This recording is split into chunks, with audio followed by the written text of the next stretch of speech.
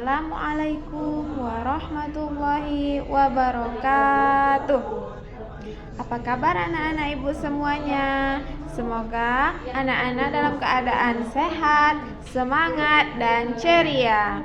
Baiklah, pada hari ini kita akan belajar mata pelajaran agama Islam dan budi pekerti.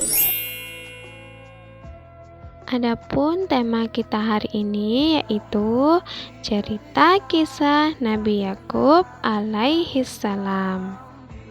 Nabi Yakub alaihissalam adalah anak dari Nabi Ishak alaihissalam bin Ibrahim alaihissalam.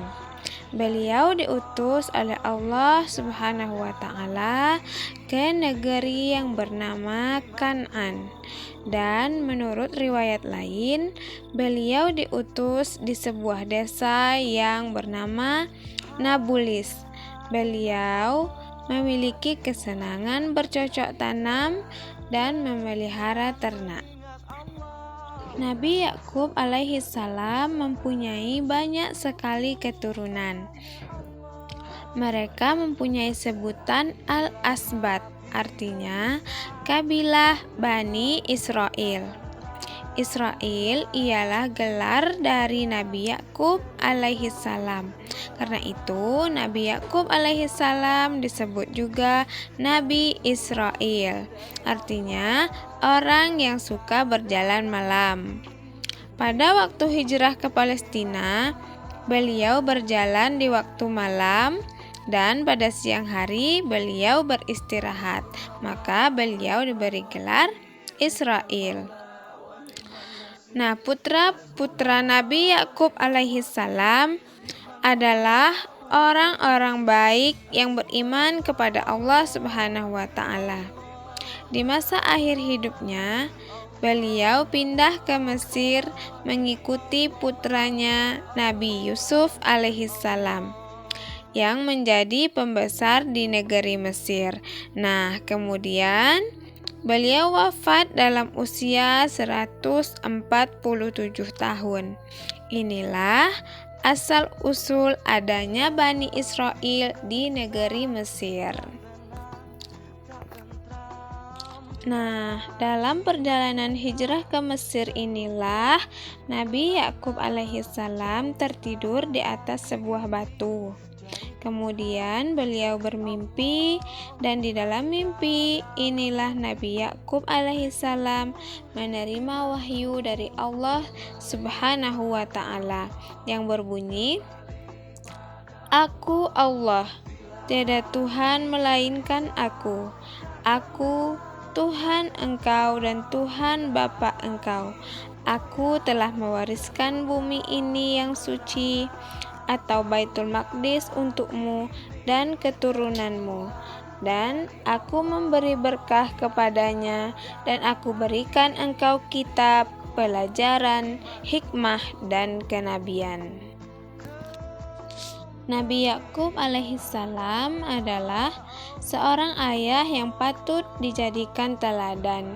Beliau mendidik anak-anaknya dengan pendidikan yang baik, memberikan nasihat kepada mereka, dan menyelesaikan masalah mereka.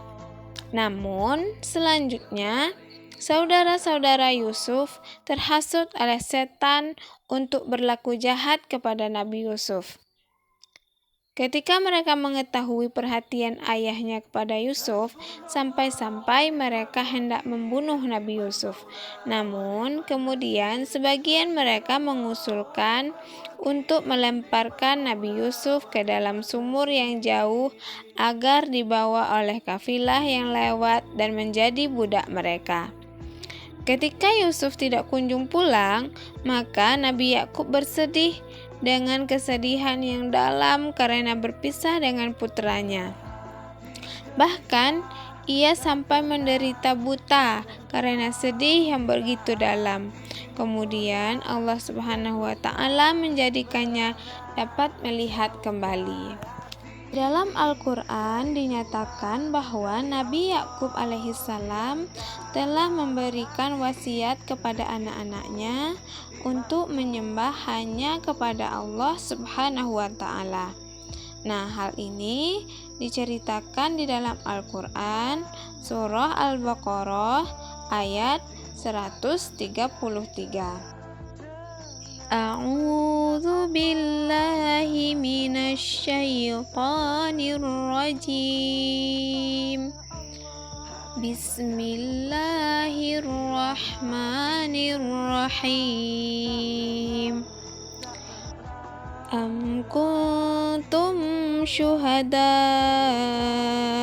idh hadara Ya'qubal maut idh qala libanihi ma ta'buduna min ba'di qalu na'budu ilahaka wa ilaha abaika Ibrahim wa Ismail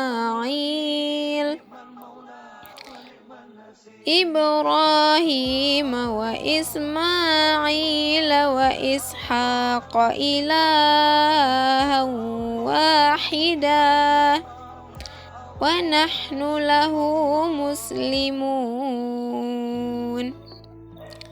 Shadaqallahul azim. Apakah kamu menjadi saksi saat maut akan menjemput Yakub, ketika dia berkata kepada anak-anaknya, "Apa yang kamu sembah sepeninggalku?"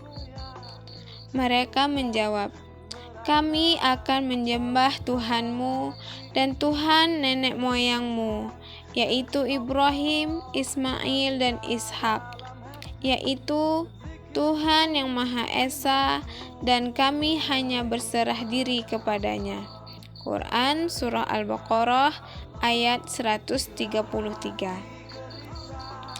Nah, anak-anak ibu yang soleh dan solehah, Nabi Yakub alaihissalam telah memberikan keteladanan yang sangat baik dan untuk kehidupan kita sehari-hari.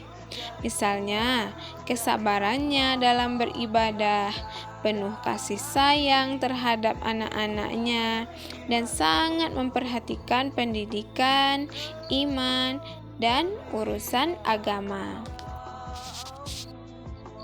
Anak-anak ibu yang soleh dan solehah, alhamdulillahirrabbilalamin, pembelajaran kita hari ini tentang kisah keteladanan Nabi Yakub alaihissalam sudah selesai. Dan kepada anak-anak semuanya, harap mengerjakan tugas yang sudah ibu berikan. Terima kasih. Mari kita tutup pembelajaran kita hari ini dengan membacakan doa. Bismillahirrahmanirrahim. Subhanaka Allahumma wa bihamdika asyhadu an la ilaha illa anta astaghfiruka wa atubu ilaika. Amin ya rabbal alamin. Terima kasih atas segala perhatiannya dan mohon maaf jika terdapat kesalahan. Wabillahi taufik wal hidayah. Wassalamualaikum warahmatullahi wabarakatuh.